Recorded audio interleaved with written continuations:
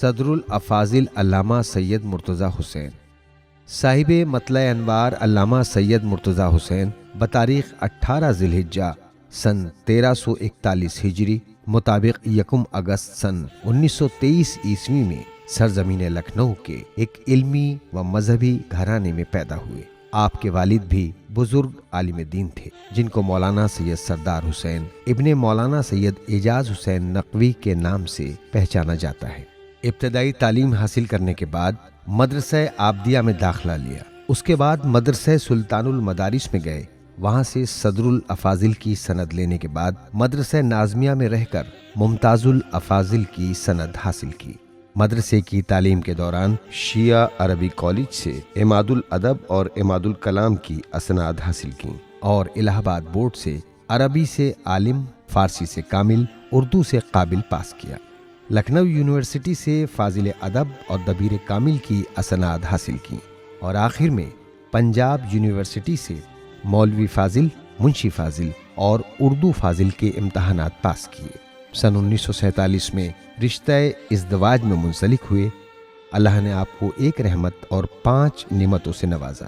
آپ کے بیٹوں کے اسما کچھ اس طرح ہیں: مولانا سید حسین مرتضیٰ، سید جعفر مرتضیٰ، سید باقر مرتضیٰ، سید عابد مرتضیٰ اور سید قاضی مرتضیٰ۔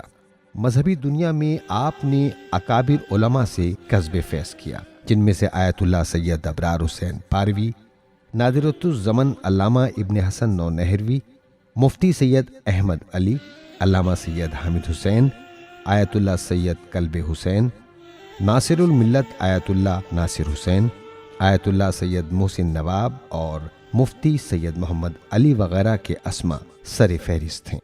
آپ کو آیت اللہ سید شہاب الدین نجفی مراشی، شیخ محمد محسن آغا بزرگ تہرانی، سید محمد محسن لکھنوی اور دوسرے کئی علماء نے اجازات روایت مرحمت فرمائے۔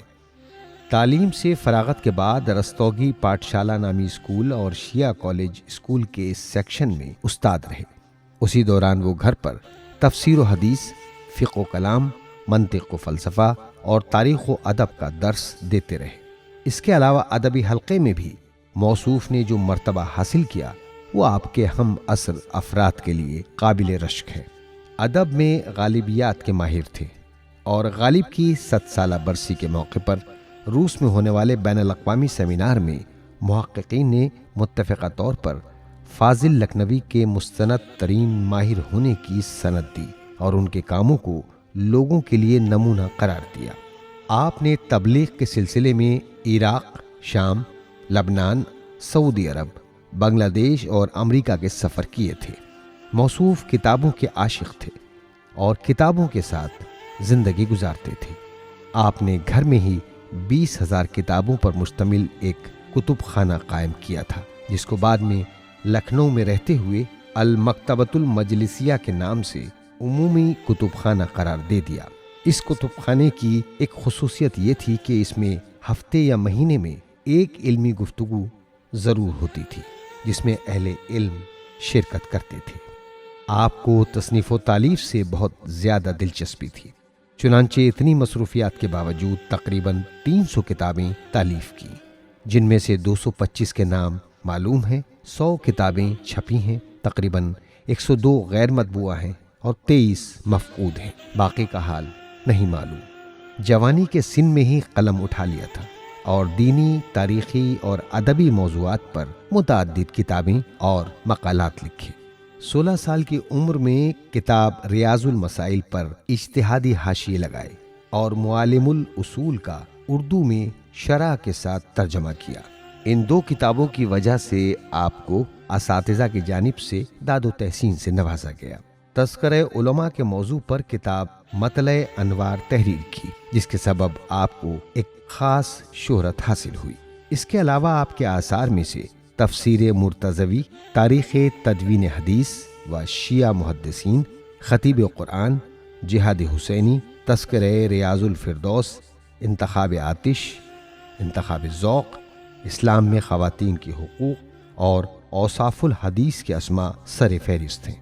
ان کتابوں کے علاوہ آپ کے بے شمار تحقیقی مقالے علمی، ادبی اور مذہبی رسالوں میں طبع ہوئے اور اردو عربی انسائکلوپیڈیا میں موجود ہیں۔ تصنیف و تالیف کا یہ سلسلہ زندگی کی آخری سانسوں تک جاری و ساری رہا۔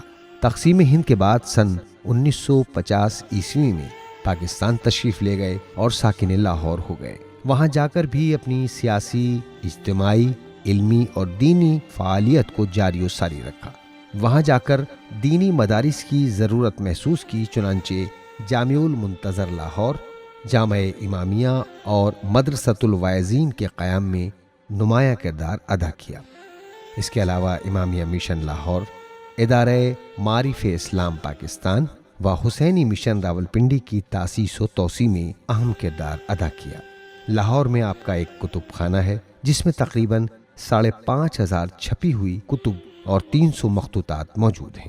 مذکورہ صفات کی حامل شخصیت میوہ اسپتال لاہور میں اپنی زندگی کے آخری ایام میں بھی اپنی آخری تصنیف یعنی تفسیر مرتضوی لکھنے میں مشغول تھی، اور موصوف اسی حال میں 27 ذی الحجہ 1407 ہجری مطابق 23 اگست سن 1987 عیسوی میں دار فانی سے رخصت ہو گئے۔ آپ کی وفات کی خبر پاکستان کے ریڈیو اور ٹیلی ویژن سے نشر کی گئی۔ پاکستان اور دیگر ممالک کی علمی، دینی اور سیاسی شخصیات، یہاں تک کہ پاکستان کے رئیس جمہور اور وزیر اعظم نے بھی تعزیتی پیغام ارسال کیے۔ نماز جنازہ میں بے شمار شیعہ سنی علماء اور کثیر تعداد میں عوام نے شرکت کی۔ شیعہ سنی دونوں طریقوں کے مطابق نماز ادا کی گئی۔ نماز جنازہ کے بعد ہزار آہو بکا کے ہمراہ جنازے کو شاہ کمال لاہور نامی قبرستان میں سپرد خاک کر دیا گیا۔